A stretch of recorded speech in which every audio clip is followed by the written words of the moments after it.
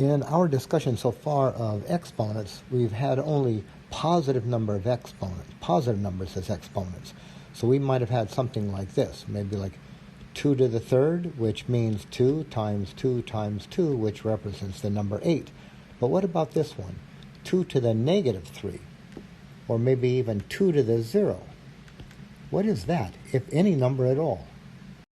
We can get an idea or a suggestion if we do something like this. Let's write some that we know. 2 to the 5th, 2 to the 4th, 2 to the 3rd, 2 squared, 2 to the 1st. Now we know these, right? We know these. 2 to the 5th is 2 times 2 times 2 times 2 times 5 of them. So this gives us 32. This gives us 2 times 2 times 2 times 2 is 16. This one's 8. This is 4, and 2 to the 1st is just 2.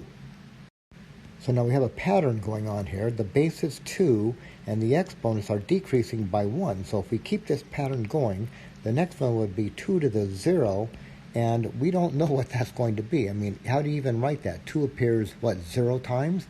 And then what about this one? Negative 1. 2 to the negative 2. 2 to the negative 3. What are these, if anything? Well, we can suggest numbers for these if we look at this pattern over here, right? This pattern, we have 2's as the base. The exponents go in this pattern, 5, 4, 3, 2, 1, 0, and then negative 1, negative 2, negative 3. Now look at this one over here. There's a pattern here. How do you get from here to here? From here to here? From here to here? Well, you get from one to another, from one to one below it by dividing by 2. How do you get from 32 to 16? Divide by 2. From 16 to 8, you divide by 2. From 8 to 4, divide by 2. From 4 to 2, divide by 2. So now to get this one, we're just going to divide the previous by 2. That will look like this. 2, and then divide it by 2, so we get 1. So what we're saying here is that 2 to the 0 is equal to 1. Now what about this one? Well, it's going to be the previous divided by 2. So we're going to take 1 divided by 2. So we'll get 1 divided by 2. And the next one, we're going to get 1/2, divide this by 2. So 1/2 of 1/2 is 1/4, but we can write that as 1 over 4 we can write as 2 squared. And then what about the last one here? We're going to get 1/4 divided by 2, and 1/2 of 1/4 is 1/8, and we can write that as 1 over 2 cubed. So look what we've done here. If we take 2, and what would this one here be?